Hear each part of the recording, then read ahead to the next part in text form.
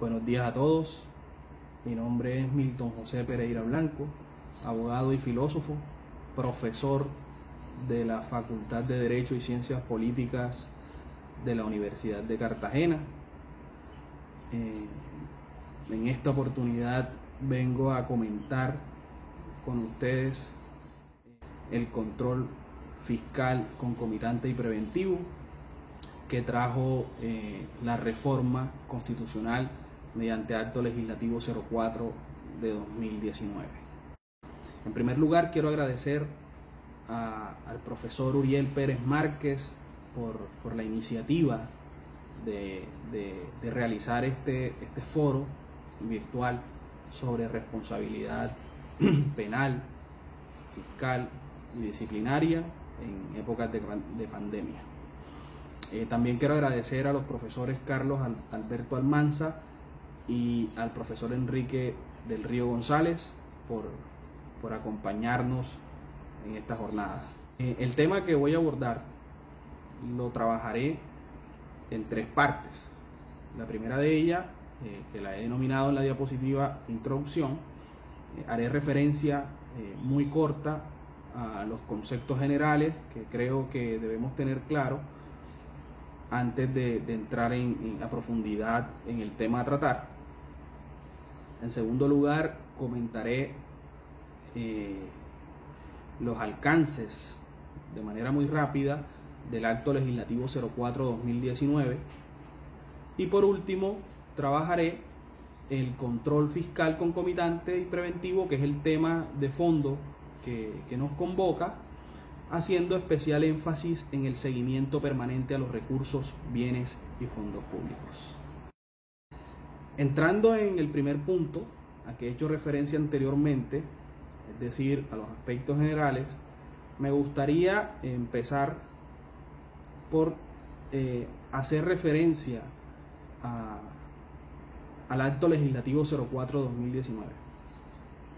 Con esa reforma constitucional se modifica estructuralmente, por lo menos es mi manera de ver, el sistema de control fiscal en Colombia.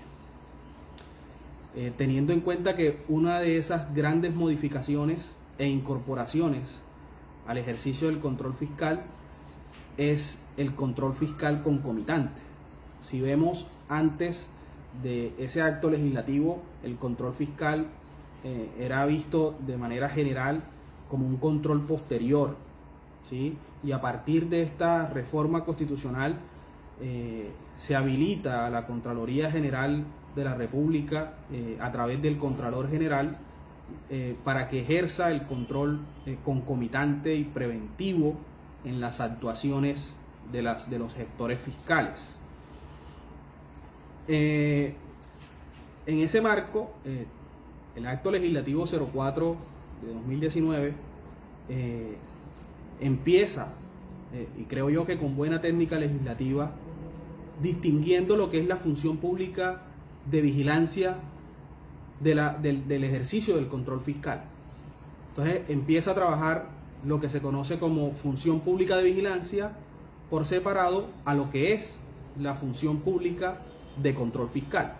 Si nosotros revisamos en detalle tanto el texto inicial constitucional de 1991 como la reforma introducida en el acto legislativo 02 de 2015, vemos que el control fiscal era una forma de ejercer vigilancia fiscal.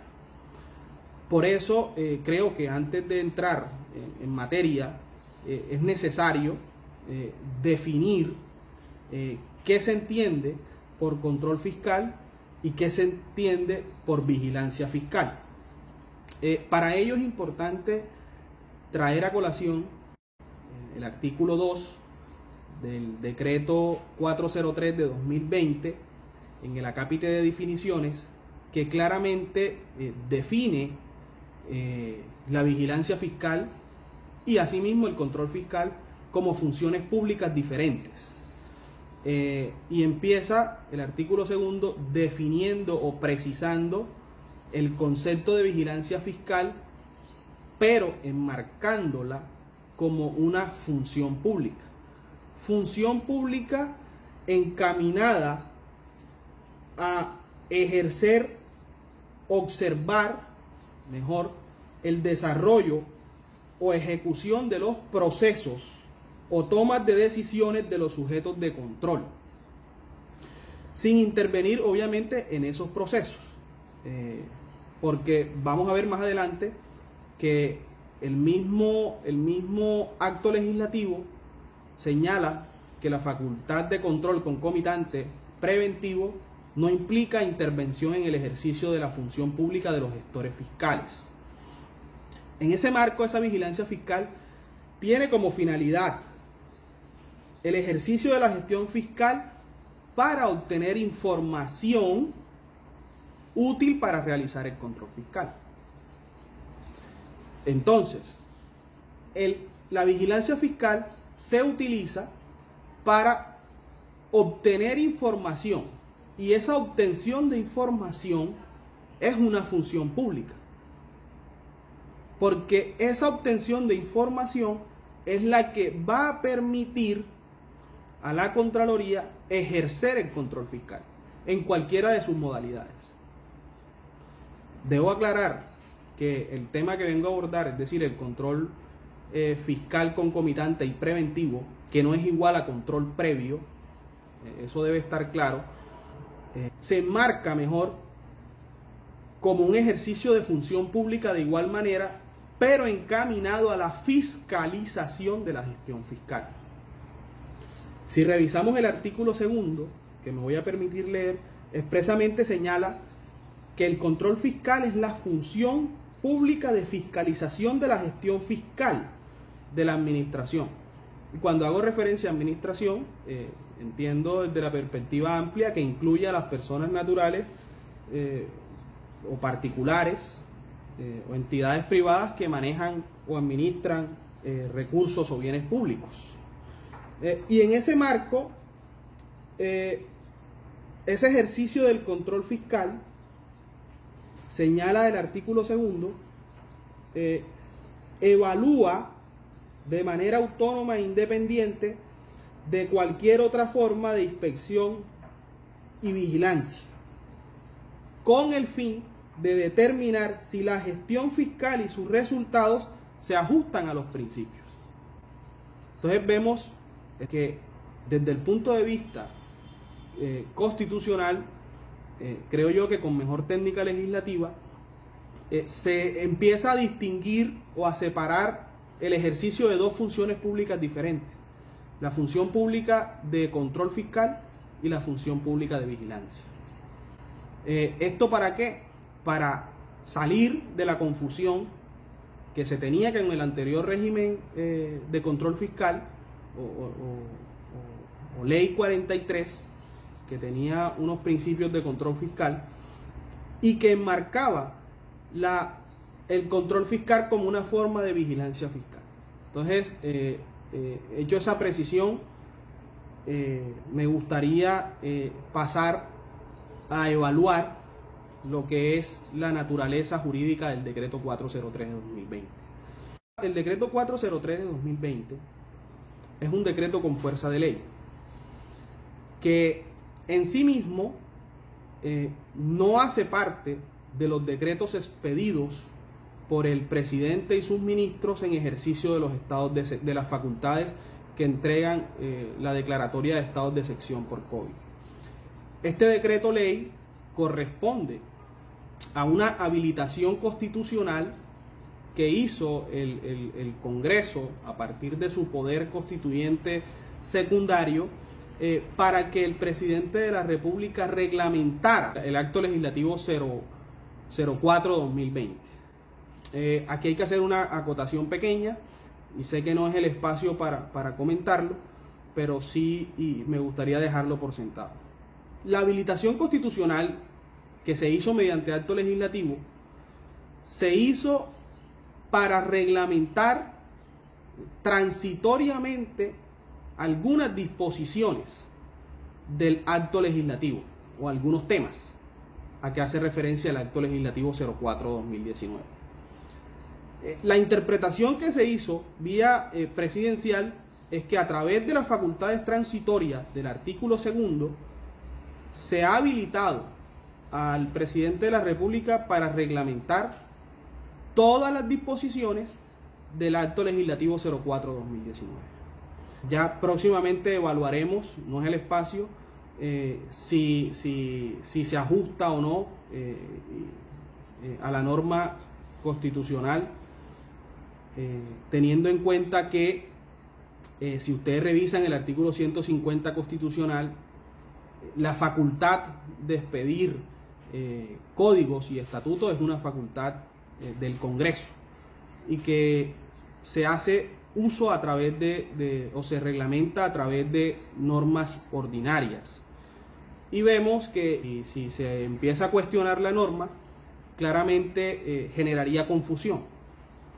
Pero tengamos en cuenta que esta facultad no es una facultad legal para reglamentar el control fiscal. Es una facultad constitucional especial dada por un acto legislativo de manera transitoria. Entonces, es claro que el decreto 403 de 2020 es un decreto ley especial, ¿sí? Decimos especial porque la habilitación proviene directamente de la Constitución de manera transitoria a través del acto legislativo. Sobre las valoraciones que hay que hacer, es que esta norma entra en vigencia en un momento sin duda inmejorable, teniendo en cuenta que muchos de los entes territoriales y entidades públicas de los distintos órdenes han declarado la emergencia o la urgencia manifiesta, y otras han declarado la calamidad pública, que permite, por decirlo de una manera coloquial, contratar de manera directa o como contratan los particulares para afrontar la crisis del COVID. Creo que es un escenario oportuno para que los órganos de control, y en especial la Contraloría General de la República, estrene el ejercicio del control concomitante y preventivo. Sí habría que precisar, porque hemos visto que algunos entes territoriales han optado por declarar la urgencia manifiesta, pero asimismo han optado por declarar la calamidad pública.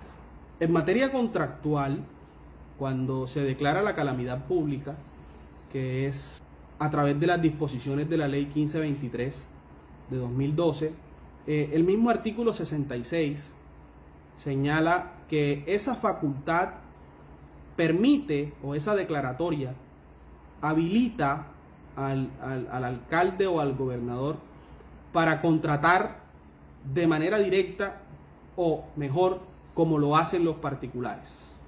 Entonces creo que aquí hay una dicotomía innecesaria entre declarar la calamidad pública y declarar la urgencia manifiesta por parte de los entes territoriales. Porque una de las causales para declarar la urgencia manifiesta es la calamidad pública. Así lo señala el artículo 40 y 41 de la Ley 80 del 93. Y en ese marco se entendía que la urgencia podía declararse por la sobreviniencia de alguna calamidad pública, pero entendemos que esta es una norma anterior y que para efectos de calamidades públicas lo conveniente normativamente es declarar la calamidad pública, que permite contratar en el marco de un sistema de contratación específico, que es el que trae el artículo 66 de la Ley 1523. No pasa igual, no podríamos decir que es una norma que está derogada, porque las entidades habilitadas para declarar la calamidad pública son las entidades territoriales, como alcaldías y gobernaciones. Y en ese marco seguirán usando la urgencia manifiesta otras entidades territoriales, públicas territoriales, como los institutos descentralizados o establecimientos públicos descentralizados y otras entidades descentralizadas del orden nacional. Hecho esa precisión, esas declaratorias de urgencia y esas calamidades, esas declaratorias de calamidad pública, ha implicado el ejercicio del que el gasto público se incremente para atender la pandemia del COVID-19. Y el ejercicio del seguimiento permanente en esta pandemia será la carta o prueba de las facultades de que trae el decreto 403 de 2020. ¿Qué se espera de esta reforma? Que el control fiscal sea efectivo, ¿sí? Que se logre evitar un daño al patrimonio público evidente, o que se advierta de manera, por decirlo de otra manera, que se advierta evidentemente su ocurrencia. Hecho esta precisión, entonces, vale un poco pasar a lo que nosotros denominamos punto 2 y entrar un poquito a conversar sobre qué trajo el acto legislativo 04/2019. En este punto abordaremos el acto legislativo 04/2019 únicamente en lo que concierne al tema objeto de nuestra conversación o objeto de nuestros comentarios.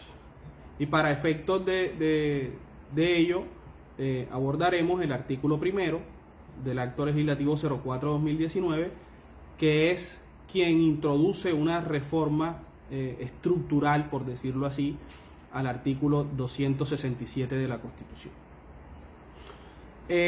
Esa norma, tal como se observa en la diapositiva, claramente hace referencia, como lo advertí anteriormente, al ejercicio de la vigilancia fiscal y al ejercicio del control fiscal. Si bien lo aborda como dos funciones públicas diferentes, son complementarias a la correcta protección del patrimonio público.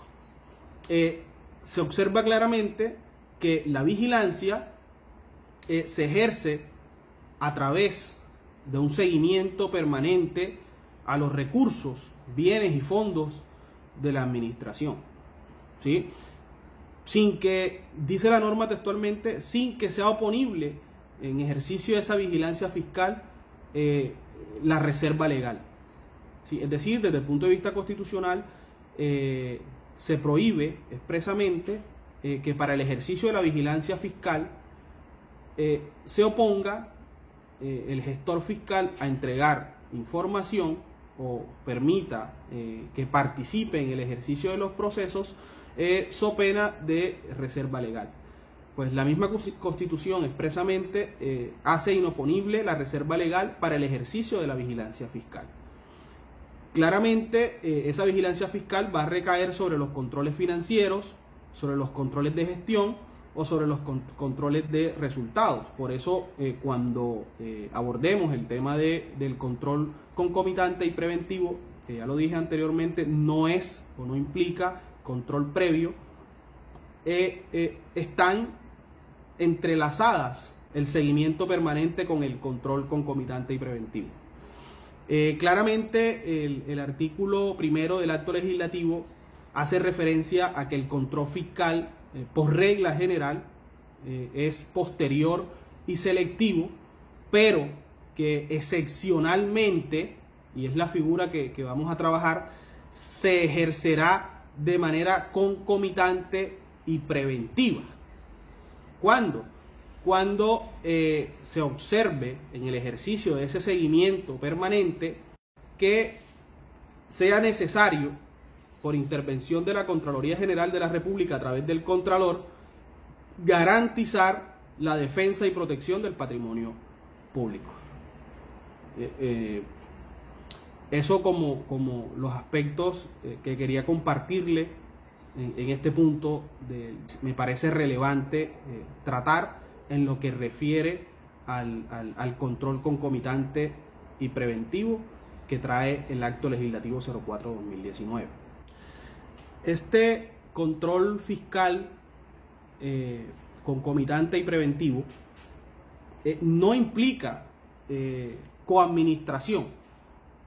Eso lo señala expresamente el artículo primero del Acto Legislativo 267 de 2019, y se realiza en tiempo real a través del seguimiento permanente de los ciclos de ejecución, uso e impacto de los recursos públicos. Podemos decir que expresamente, ustedes pueden verlo en la norma, que el mismo artículo constitucional señala que este control se ejerce a través de una advertencia, pero que no es vinculante para el gestor fiscal. Y en ese marco es esta advertencia cuando se observa que puede existir un daño grave, o en el evento de que ese daño ya se haya producido, hacer que disminuya el impacto frente al patrimonio público, donde el gestor fiscal evalúa la advertencia que hace el Contralor General de la República. En ese marco sí hay que señalar que el artículo primero del Acto Legislativo 04/2019 es claro, y eso ha sido incluso hasta antes del Acto Legislativo 04/2019, en el sentido de que la prevalencia frente al control fiscal está en cabeza o prevalece el control que ejerce la Contraloría General de la República frente a los controles de los entes territoriales. Otro de los aspectos fundamentales o cruciales que trae el acto legislativo en el artículo primero es que el control judicial a los fallos de responsabilidad fiscal gozará de etapas y procedimientos especiales,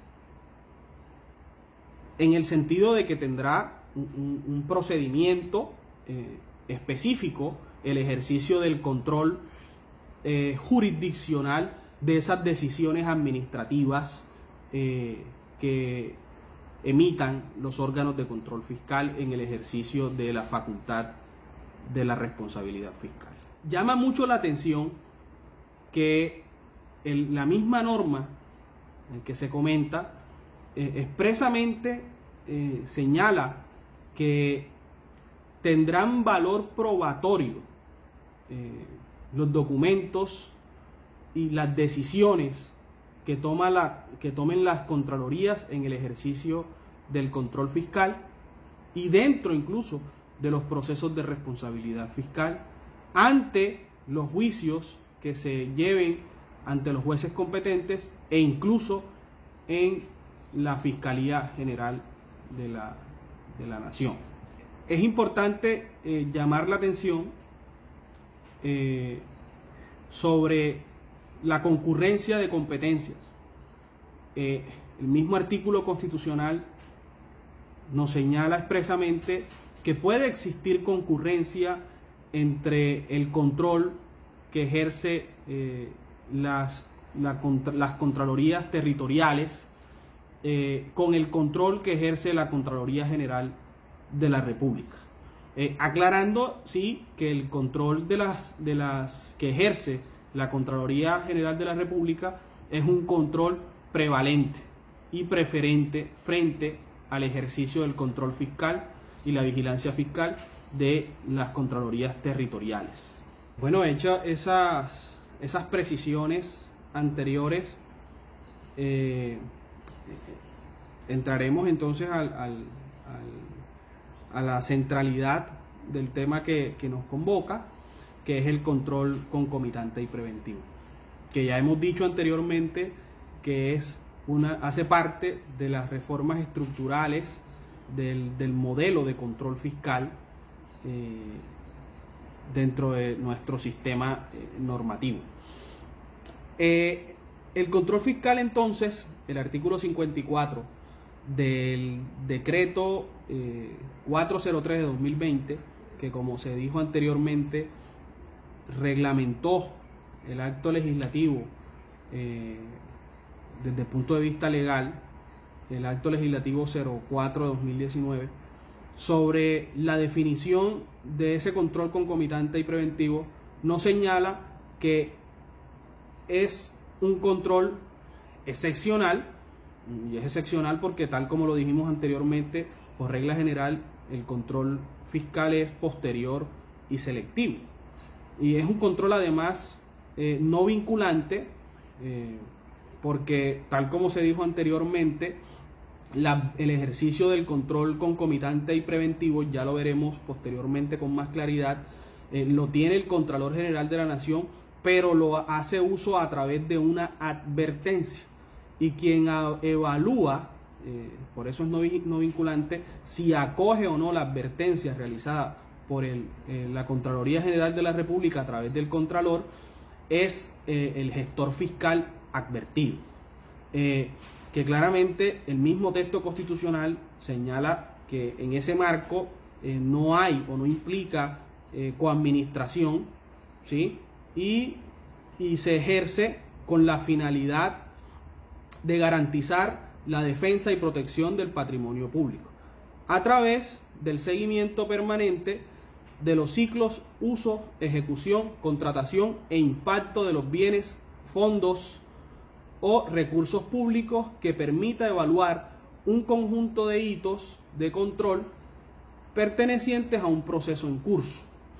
Fíjense que aquí viene lo interesante.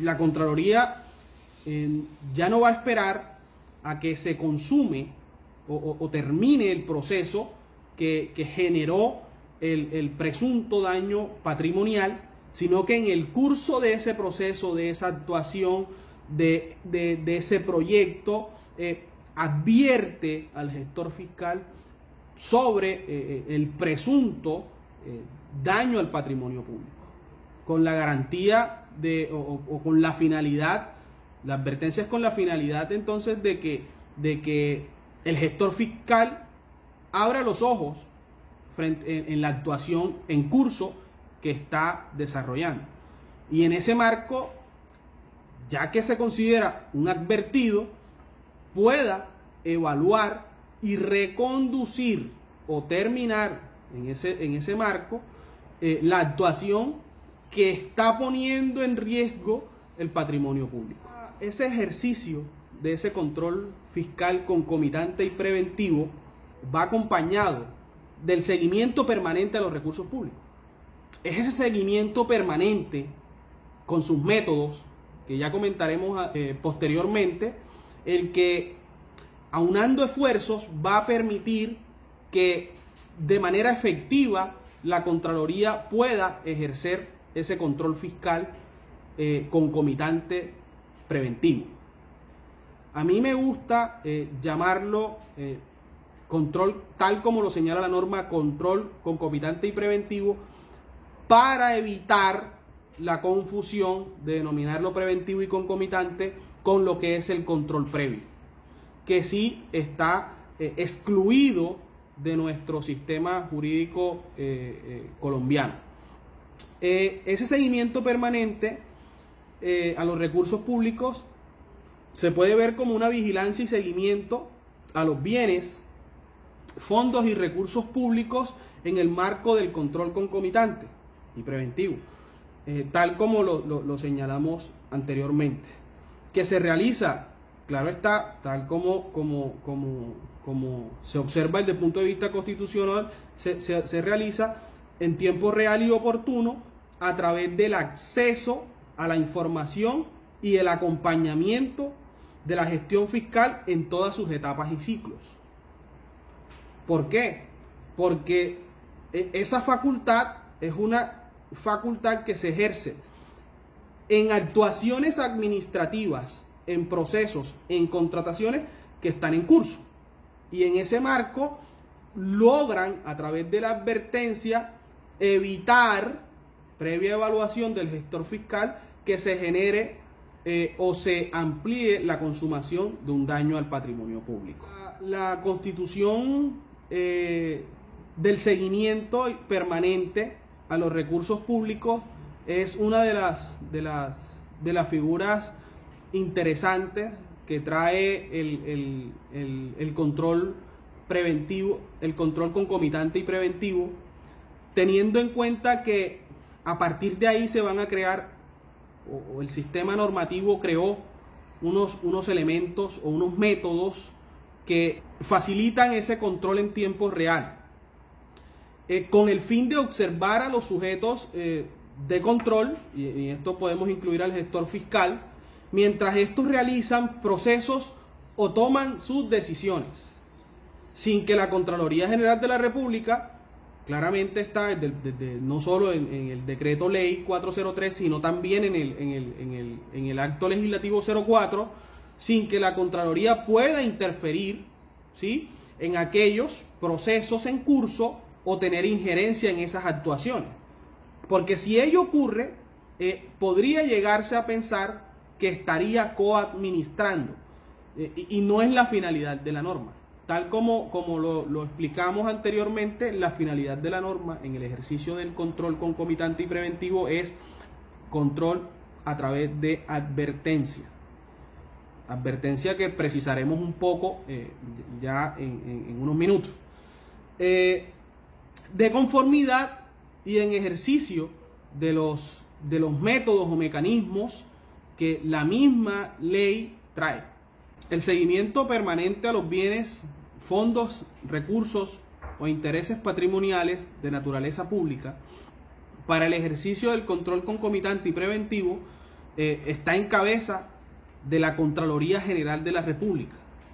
Y resalto Contraloría General de la República para alertarlos a ustedes de que ese control o ese seguimiento permanente al recurso público no está en cabeza ni de los órganos de control interno, ni de las contralorías territoriales, sean estas departamentales o municipales. Se ejerce ya sea a través de los mecanismos y ejercicios ordinarios o especiales de vigilancia fiscal. Pero la ley expresamente, y cuando digo la ley hago referencia al decreto 403, enuncia o desarrolla unos mecanismos para el ejercicio de ese seguimiento permanente. Tales mecanismos son: 1, el acceso y análisis a la información; 2, la articulación con el control social; 3, la articulación con el control interno; 4, el acompañamiento en las instancias de asesoría, coordinación, planeación y decisión; 5, las acciones especiales de seguimiento; 6, la asistencia con voz a las audiencias de conciliación ante la Procuraduría General de la Nación, y las demás que determine el Contralor General de la República. Esos mecanismos los analizaremos en detalle cada uno. Son los mecanismos como primigenios que trae la norma, es decir, serían mecanismos ordinarios, pero el Contralor, en ejercicio de sus facultades constitucionales y las que trae el mismo decreto ley 403, puede establecer o determinar otros mecanismos especiales de vigilancia fiscal u ordinarios incluso. Debemos precisar que el auditor general de la nación, de la República, ni los contralores territoriales están habilitados para el ejercicio de este seguimiento permanente. Pero sí pueden tanto el auditor general de la República como las contralorías territoriales solicitar al Contralor General de la República la activación de los ejercicios o de los mecanismos puntuales de vigilancia y seguimiento permanente de bienes, fondos, recursos o intereses patrimoniales de naturaleza pública cuando en desarrollo de sus funciones se observen riesgos inminentes de daño al patrimonio público. Estos mecanismos de seguimiento permanente estarán a cargo, por disposición expresa del decreto 403 de 2020, de la Dirección de Información, Análisis y Reacción Inmediata DIARI, así como de las Contralorías delegadas o sectoriales de la Contraloría General de la República. En todo caso, el Contralor General de la República puede determinar que otras dependencias de la Contraloría General de la República también estén a cargo de estos mecanismos de seguimiento permanente al recurso público. Entonces, pasaremos enseguida a comentar sobre la metodología aplicable para el seguimiento permanente. La metodología la encuentran consagrada expresamente en el artículo 58 del decreto 403 de 2020. Es una metodología que está dividida por fases, en la cual encontramos la fase de planeación, la fase de ejecución, y la fase de informe interno. La fase de planeación hace referencia a aquel programa en el que se determinan las actividades de seguimiento a realizar por parte de las autoridades o dependencias de la Contraloría General de la República encargadas del seguimiento permanente. A través de la fijación de hitos de ejecución, el trazado de objetivos, resultados esperados y los criterios de éxito y los riesgos del proceso en el cual se está haciendo seguimiento permanente. La fase de ejecución es la puesta en escena de esa fase preparatoria o fase inicial de planeación en el marco del seguimiento, y ahí se aplican los procedimientos para obtener la información pertinente objeto de ese seguimiento, y incluye la realización de análisis de información, la determinación de resultados previsibles y la efectividad de los controles a los riesgos identificados o de situaciones adversas no previstas. Luego de concluida la fase ejecución, viene una tercera fase que la misma norma, si no estoy mal, la denomina fase de informe técnico.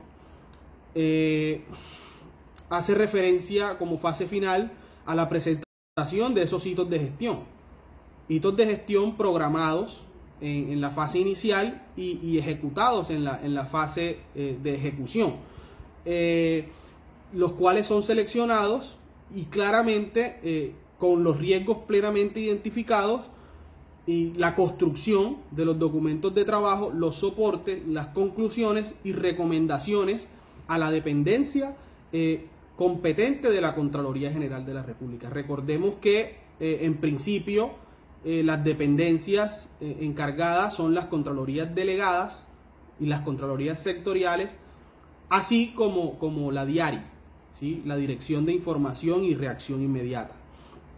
Para efectos de dicho informe final, someterlo a consideración del Contralor General de la República, para que este último evalúe la viabilidad de hacer uso del control concomitante preventivo. Debemos recordar que la aplicación de este seguimiento y de este seguimiento permanente en sus distintas fases al recurso público, como parte del control concomitante y preventivo, se efectúa sin perjuicio del ejercicio ordinario de la función de vigilancia fiscal por parte de la Contraloría General de la República. En esa última fase explicábamos o se hizo referencia a los informes técnicos. Sobre esos informes técnicos y documentos de trabajo que se consolidan para que el Contralor pueda estudiar la viabilidad de hacer uso de esa facultad de control concomitante y preventivo. Son meras opiniones, ¿sí?, o puntos de vista que hacen parte de ese proceso deliberativo del grupo de trabajo de la Contraloría General de la República a cargo de ese seguimiento permanente, por lo que goza de reserva, ¿sí?, esas opiniones o esos documentos de trabajo por parte de la Contraloría General de la República. Precisado ese punto, pasaremos a conversar sobre los mecanismos y ejercicios ordinarios o especiales de vigilancia fiscal que hace un rato denuncié cuando hacía referencia al seguimiento permanente al recurso público del artículo 57 del decreto 403 de 2020. Empezaremos entonces, en primer lugar, por recordar cuáles son esos mecanismos de seguimiento que trae el decreto, y para ello me permito ir al artículo 57 para enunciarlos. Tenemos entonces en primer lugar el acceso y análisis de la información. En segundo lugar, la articulación con el control social. En tercer lugar, la articulación con el control interno. En cuarto lugar, el acompañamiento en las instancias de asesoría, coordinación, planeación y decisión. En quinto lugar, las acciones de especial seguimiento. Y por último, la asistencia con voz a las audiencias de conciliación ante la Procuraduría General de la República, de la Nación, perdón. Recordemos que además de esos mecanismos y ejercicios ordinarios y especiales de vigilancia fiscal, también es potestativo del Contralor General de la República determinar otros mecanismos o ejercicios de seguimiento permanente. Empecemos entonces por el acceso y análisis a la información.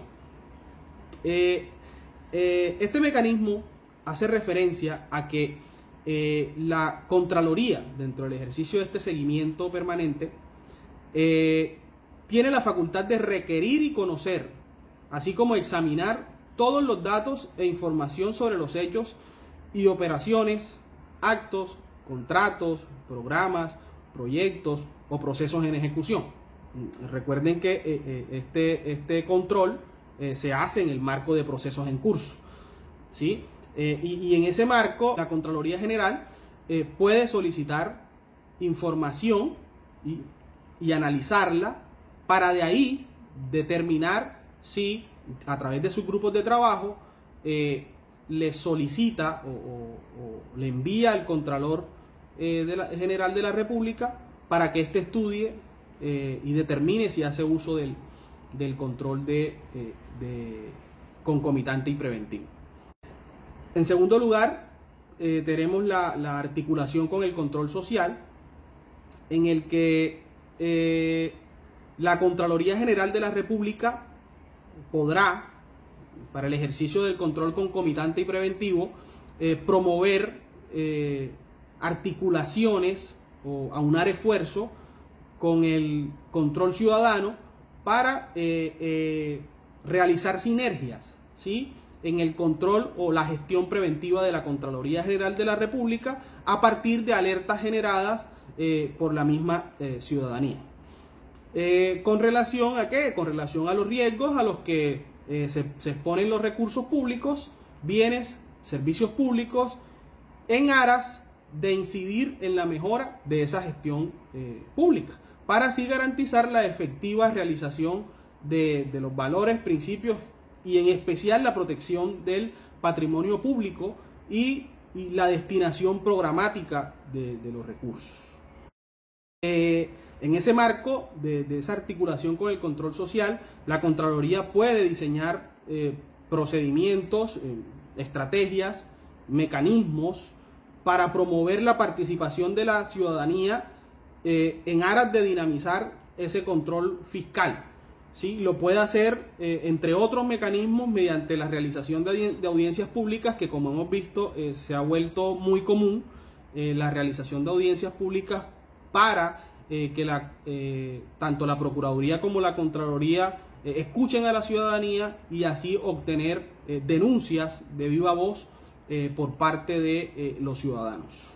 Asimismo, puede realizar jornadas especiales de recepción de denuncias, espacios virtuales para interactuar con los ciudadanos y en fin, cualquier mecanismo que defina el Contralor General de la República para que la ciudadanía presente sus observaciones frente a hechos u operaciones, actos, contratos, programas, proyectos o procesos en ejecución en los que se involucren recursos públicos y en ese marco eventualmente se estén afectando bienes o en general el patrimonio público. En tercer lugar, encontramos la articulación con el control interno, lo cual implica que la vigilancia y seguimiento al recurso público para el ejercicio concomitante y preventivo debe entrelazarse con el sistema de control interno de las entidades públicas, con el fin de que esta articulación sirva de insumo complementario y efectivo para el control fiscal externo sobre aquellos hechos, operaciones, actos, contratos, programas, proyectos o procesos en ejecución en los que se involucren recursos públicos o exista afectación al patrimonio público. Debemos dejar claro que el ejercicio de esta vigilancia y seguimiento articulado no desplaza en ningún momento el control que se le ha asignado a las oficinas o instancias de control interno de gestión, y por lo que este ejercicio es un ejercicio especial o excepcional dentro del control concomitante y permanente. En ese marco de la articulación, el mismo decreto 403 de 2020 creó el sistema de alertas de control interno, ¿sí? En el cual los jefes de control interno de las diferentes entidades públicas, de los distintos órdenes, o aquellos que hagan las veces de jefes de control interno, deberán reportar aquellos hechos u operaciones, actos o programas o procesos en donde en el ejercicio de aquellas funciones o de sus funciones evidencien que existe un riesgo o pérdida de los recursos públicos, ¿sí? Y en ese marco deberán activar, por decirlo así, la alerta dentro del sistema, valga la redundancia, de alertas de control interno. Ese sistema sirve de insumo para la priorización y focalización en el ejercicio de la vigilancia y seguimiento permanente a cargo de la Contraloría General de la República en el marco del control concomitante y preventivo. Asimismo, debemos aclarar que la Contraloría General de la República también puede alertar a las oficinas o unidades de control interno sobre situaciones que denoten un posible riesgo o pérdida de recursos públicos, con el fin de que estas oficinas de control interno focalicen el ejercicio de sus funciones, para lo cual estas podrán tomar las medidas necesarias, entre otras medidas, el plan de auditorías que diseña la oficina de control interno. Cuarto, tenemos como ejercicio el acompañamiento en las instancias de asesoría, coordinación, planeación y decisión, el cual debemos precisar que se ejercerá por la Contraloría General de la República a través de sus distintos actores para efectos del control concomitante y preventivo, ya sea de manera oficiosa o a solicitud de algún interesado, realizar acompañamiento al gestor fiscal en los procesos en curso que involucren recursos públicos. Y en el marco de ese acompañamiento pueden la Contraloría asistir a las instancias de planeación y asesoría y decisión sobre la gestión fiscal. Además, puede asistir sin voz y sin voto en cualquiera o las demás instancias de toma de decisiones que involucren recursos públicos. Asimismo, en ejercicio de ese acompañamiento, en las instancias de asesoría, coordinación, planeación y decisión, la Contraloría General de la República puede practicar visitas para recibir de manera directa informes, opiniones y observaciones voluntarias del gestor fiscal, es decir, quien está encargado del manejo del recurso público o de los bienes o fondos públicos. Asimismo, de sus colaboradores con relación a hechos, operaciones, actos, contratos, programas, proyectos o procesos en ejecución en los que se involucren recursos públicos o se afecten bienes o intereses patrimoniales de esta misma naturaleza. Asimismo, en ejercicio de ese acompañamiento, también puede la Contraloría General de la República practicar visitas para la revisión de trámites y actuaciones en curso o medida de acompañamiento en las instancias de asesoría, coordinación, planeación y decisión. Debo aclarar aquí en este punto que la norma es clara. Cuando hago referencia a la norma, me refiero al decreto 403 de 2020, que lo hemos mencionado aquí casi que una vez por minuto. La Contraloría General de la República o quien éste delegue, en este marco me refiero a al Contralor General de la República o quien éste delegue, es el único competente para autorizar actividades de acompañamiento en las instancias de asesoría, coordinación y decisión. Este ejercicio, a diferencia de los anteriores, que se ejercen por los órganos rectores, es decir, del control concomitante y preventivo, contralorías delegadas y sectoriales, la DIARI, este ejercicio requiere específicamente autorización de esas actividades de acompañamiento en las instancias de asesoría, coordinación y decisión. En ese marco, cuando se trata de solicitudes por parte de los interesados, fíjense que dijimos anteriormente que este acompañamiento procede de manera oficiosa o a solicitud de parte interesado. El contralor o el delegado, para tal efecto, podrá aceptarla o denegarla de manera discrecional. Entonces, en ese marco, contra esa decisión del contralor de no acompañar un proceso, una instancia de asesoría o de coordinación, es una decisión discrecional. Y en ese marco no procede recurso contra esa decisión. Este ejercicio específicamente debe informarse al gestor fiscal, así como a las oficinas de control interno con antelación a la práctica de las distintas actividades a las que vaya a hacer uso en el marco del acompañamiento. Es importante que para el ejercicio del acompañamiento en las diferentes instancias de asesoría, coordinación, planeación y decisión, cuando es a solicitud por parte de un interesado, deberá constar por escrito, pero además debe cumplir con los requisitos de que trata el artículo 64 del decreto 403 de 2020. Esos requisitos son los siguientes. Me voy a permitir leer los requisitos, son cortos. Tenemos primero la identificación con precisión del objeto de control fiscal sobre el cual versa la solicitud. Tenemos además, como punto 2, la expresión clara de las razones o circunstancias que sustentan la solicitud, así como el interés que le asiste en el asunto correspondiente al solicitante. En ese caso, se debe aportar los documentos de soporte o que sustenten las razones de esta solicitud.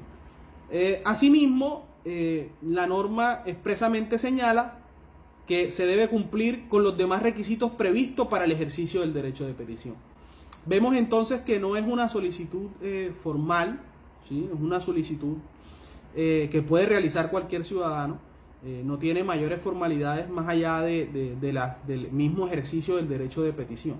Pasemos entonces al punto siguiente sobre el ejercicio de las acciones de especial seguimiento, para la cual la Procuraduría podrá practicar visitas fiscales, incluidas visitas de campo, consultar fuentes de información tomar muestras representativas, realizar encuestas, entrevistas o cualquier otro procedimiento técnico que considere la Contraloría General de la República sobre objetos de control fiscal que sean necesarios en ese marco para determinar si existe riesgo o daño al patrimonio público.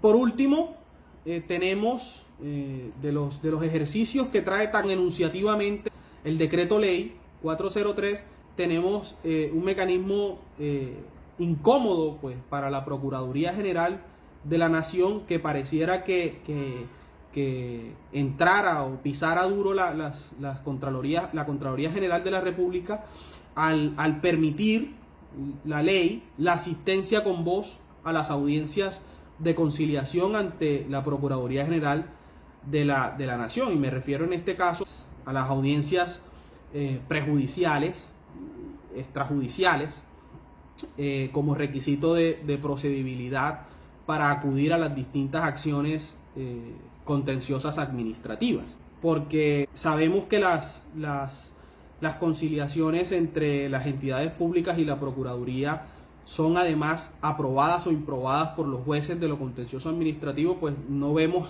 en qué sentido podría contribuir al buen ejercicio del control fiscal la asistencia a las audiencias de conciliación. Pues si tenemos al órgano, a uno de los órganos rectores también del Ministerio Público, que es la Procuraduría, pues no entendemos qué quiso aquí en este caso el legislador extraordinario con este ejercicio. Y en ese marco la Contraloría General de la República puede asistir con voz a las audiencias de conciliación ante la Procuraduría General de la República. Cuando en las mismas o en estas audiencias se discutan asuntos en los que estén involucrados recursos públicos y o se afecten bienes o intereses patrimoniales de naturaleza pública. Hay que aclarar que la posición de la Contraloría General de la República no tiene carácter vinculante dentro de la audiencia, pero además tampoco implica que se pierda el ejercicio de vigilancia fiscal ordinario por parte de la Contraloría General de la República. Entonces, es un poquito aquí sobre este mecanismo que creo que resulta impertinente, incómodo para el ejercicio de la actividad conciliatoria en manos de la Procuraduría General de la República, tener un órgano que asista a controlar, opinar en las audiencias prejudiciales que adelanta la Procuraduría General de la República.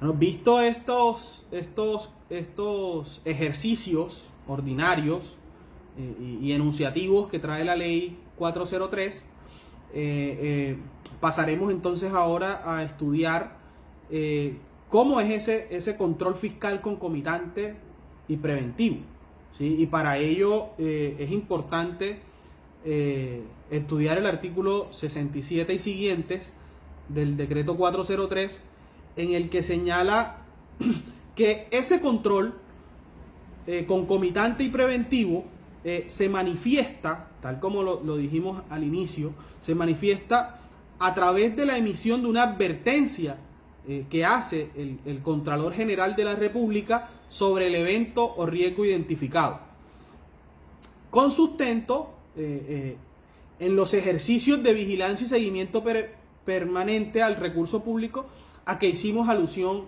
hace unos minutos. Queda claro que las actividades de seguimiento o ejercicios de seguimiento permanente enunciados son los que nos van a llevar a la emisión de una advertencia.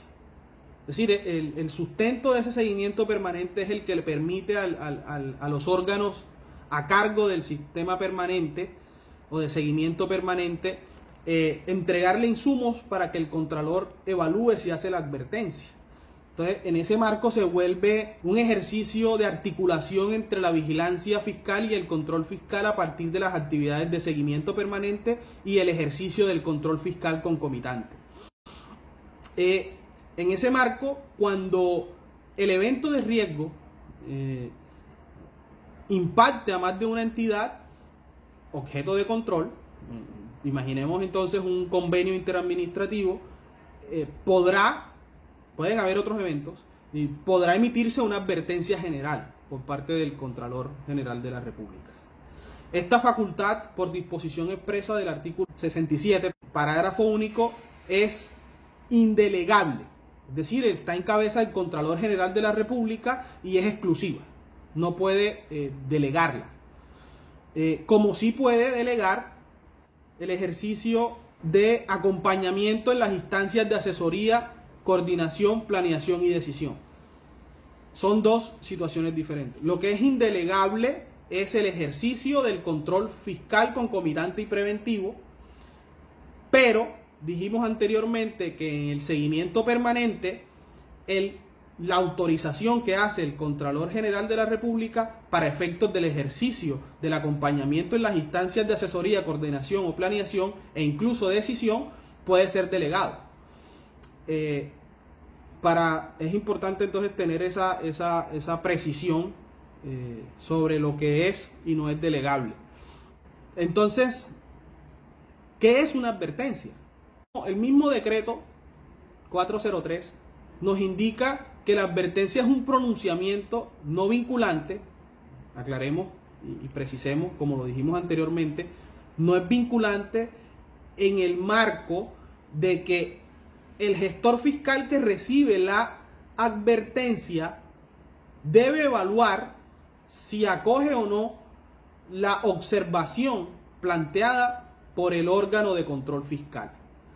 Entonces, esa advertencia es un pronunciamiento no vinculante en ese sentido, en el que el Contralor, quien es que tiene la facultad exclusiva, previene al gestor fiscal sobre la presunta detección de un riesgo inminente de pérdida de recursos públicos o una afectación negativa de bienes o intereses patrimoniales de naturaleza pública, con el fin de que el gestor fiscal evalúe autónomamente la adopción de las medidas que considere procedente para ejercer control sobre los hechos así identificados y evitar que el daño se materialice o se extienda. Es en ese marco que el acto legislativo 04/2019 señala claramente que el ejercicio de este control no implica facultad de coadministración. Esa advertencia debe remitirse con copia a las oficinas de control interno correspondientes en aras de que éstas puedan ejercer su competencia sobre los asuntos objeto de advertencia. ¿Qué materias específicas o sobre qué recae o procede el control fiscal concomitante y preventivo? Procede sobre los asuntos en curso, ¿sí?, que determine el Contralor General de la República con ocasión al seguimiento permanente, donde se identifique claramente un riesgo inminente de pérdida de recursos públicos o afectación negativa de bienes e intereses patrimoniales, con base en alguno de los siguientes criterios excepcionales que pasaré a enunciar. A, trascendencia social. B, alto impacto ambiental. Y C, alta connotación económica. Vale precisar aquí un poco que el control concomitante es un control preventivo de aplicación particular. Esto quiere decir que está enfocado sobre objetos de control en ejecución previamente identificados y concretos, lo cual implica que su ejercicio es improcedente cuando se hace sobre procesos de carácter universal. Para el buen ejercicio del control fiscal concomitante, se ordena la creación del Sistema General de Advertencia Pública. Este sistema es distinto al sistema de alertas tempranas de control interno en el marco de la coordinación o articulación del ejercicio de vigilancia fiscal de seguimiento permanente como ejercicio de articulación con el control interno. Entonces, este sistema general de advertencia de lo público, denominado SIGAP, tiene como función administrar la información concerniente a todas las advertencias dirigidas a los gestores fiscales. Este sistema se compone por los siguientes elementos.